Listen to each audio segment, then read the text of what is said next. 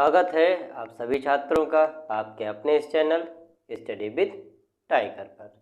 तो आज के सेशन में हम आपको पढ़ाएंगे कि सिकंदर के आक्रमण का भारत पर क्या प्रभाव पड़ता है, अर्थात यूनानी आक्रमण के बाद भारत ने यूनानियों से क्या क्या सीखा तथा भारतीय राजनीति पर, उसकी अर्थव्यवस्था पर, उसकी सामाजिक व्यवस्था पर और उसकी संस्कृति पर यूनानियों के आक्रमण का क्या प्रभाव पड़ा।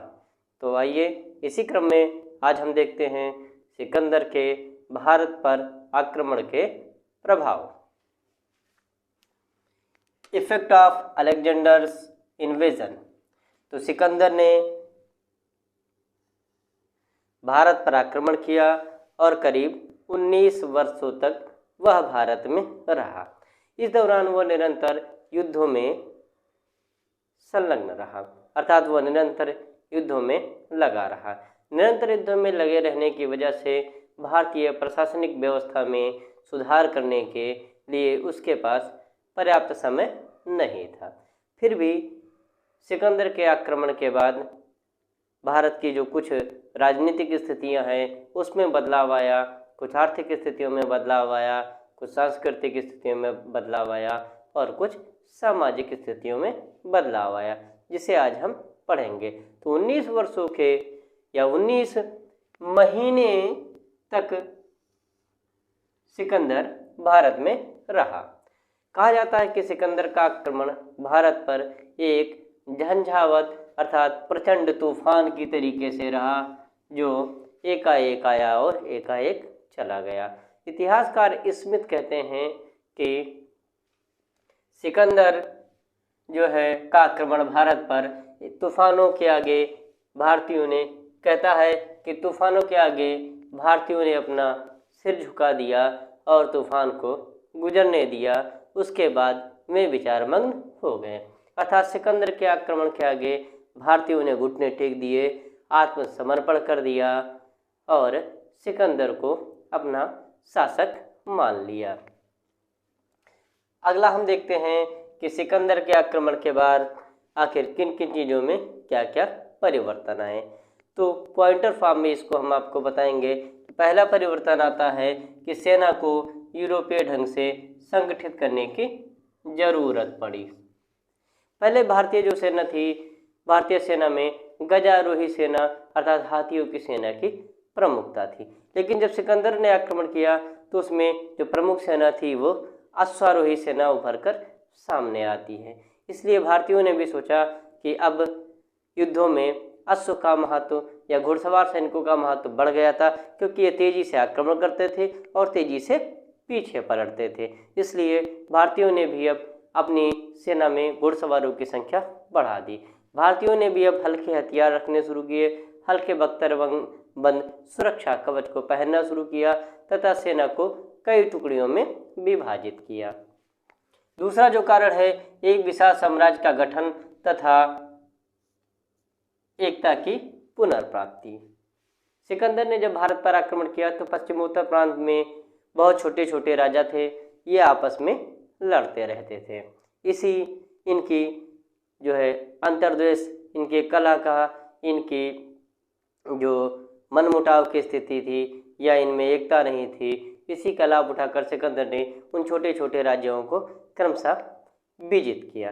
लेकिन जैसे ही सिकंदर जो है भारत से लौटता है तो देखते हैं कि जो छोटे छोटे राज्यों को विजित कर सिकंदर ने एक साम्राज्य बनाने की कोशिश की थी, इसका लाभ मिलता है मौर्य साम्राज्य के राजा चंद्रगुप्त मौर्य को। क्योंकि चंद्रगुप्त मौर्य ने क्या किया कि अचानक नंद वंश का पतन करके एक साम्राज्य जो स्थापित किया, वह बहुत बड़ा साम्राज्य स्थापित हुआ और दोबारा पूरे भारत में केंद्रीय सत्ता की स्थापना हुई और एकता की पुनर्प्राप्ति होती है।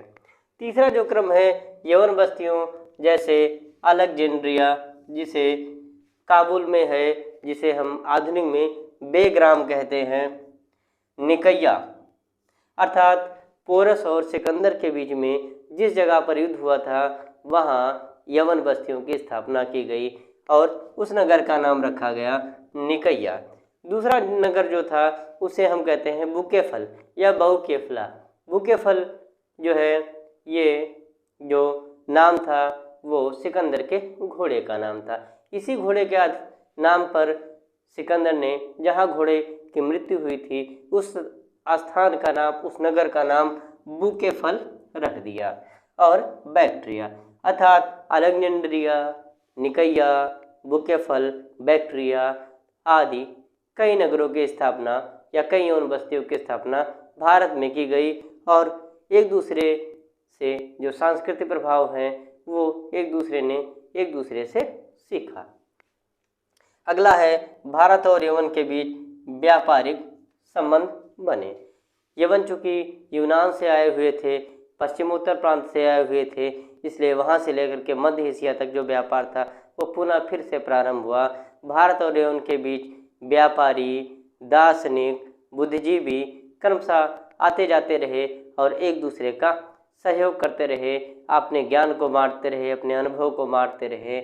इस वजह से पारंपरिक आदान प्रदान से भारतीय लोगों ने यवन से बहुत कुछ सीखा और यवन लोगों ने भारतीयों से बहुत कुछ सीखा। भारतीय इतिहास के तीर्थक्रम के बारे में निर्धारण।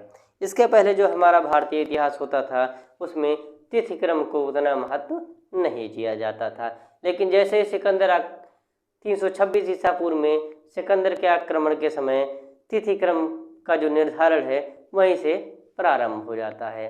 और जो इतिहासकार हेरोडोटस थे, प्लिनी थे, इन लोगों ने तिथिक्रम का विवरण देना प्रारंभ किया। इसी क्रम में तिथिक्रम की जो निर्धारण की व्यवस्था है वो भारतीयों ने यूनानियों से सीखी। साथ साथ में फलित ज्योतिष का ज्ञान भी भारतीयों ने यूनानियों से सीखा। कला जो हेलेनिस्टिक आर्ट है उसका ज्ञान भी यूनानियों ने जो है भारतीयों ने यूनानियों से सीखा, जो आगे चलकर गांधार कला के नाम से जानी गई।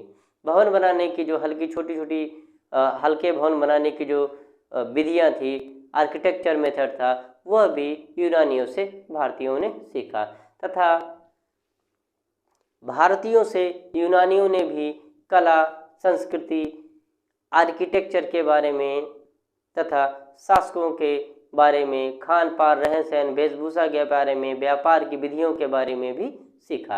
अर्थात यवन और भारतीय एक दूसरे के करीब आए, एक दूसरे से काफ़ी कुछ सीखने को इनको मिलता है। क्योंकि सिकंदर के आक्रमण के बाद कुछ ही वर्षों के बाद मौर्य साम्राज्य की स्थापना हो जाती है, इसलिए यूनानी आक्रमण भारत पर बहुत ही स्थायी प्रभाव नहीं छोड़ सका। फिर भी विभिन्न क्षेत्रों में छोटे छोटे जो प्रभाव हुए उनसे भारतीयों ने बहुत कुछ सीखा तथा आगे चलकर अपने शासन क्रम में, अपने प्रशासनिक व्यवस्था में, राजनीतिक व्यवस्था में, आर्थिक व्यवस्था में, सामाजिक व्यवस्था में उन तत्वों को समाहित किया। इसी के साथ हमारा जो आज का सेशन है सिकंदर के आक्रमण के भारत पर प्रभाव, वो अब ख़त्म होता है। इसके अगले वाले सेशन में हम बहुत ही इम्पोर्टेंट टॉपिक आपको पढ़ाएंगे, धर्म सुधार आंदोलन। धर्म सुधार आंदोलन में जो दो धर्म हैं, भारत के बहुत बड़े धर्म हैं, विश्व के बहुत बड़े धर्मों में से जिसकी गिनती होती है जैन धर्म और बौद्ध धर्म, इन दोनों धर्मों के बारे में हम आपको बताएंगे। तो आज का सेशन हमारा यहीं समाप्त होता है।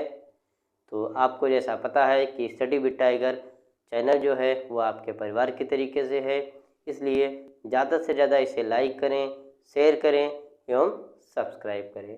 साथ ही साथ हम आपको मैसेज देना चाहते हैं कि आप लोगों के जो पेट परीक्षा का एग्ज़ाम है 28 और 29 दो तारीखों को 2 पालियों में निश्चित हुआ है, इसलिए कूल रहें, अच्छे तरीके से पढ़ें, अच्छी नींद लें, अच्छा खाना खाएं और रिवीजन करें और अच्छे तरीके से पेपर दें। उसके लिए आप लोगों को ऑल द बेस्ट। मिलते हैं हम आपसे अगले सेशन में हिस्ट्री की अगली क्लास के साथ। जय हिंद, जय भारत।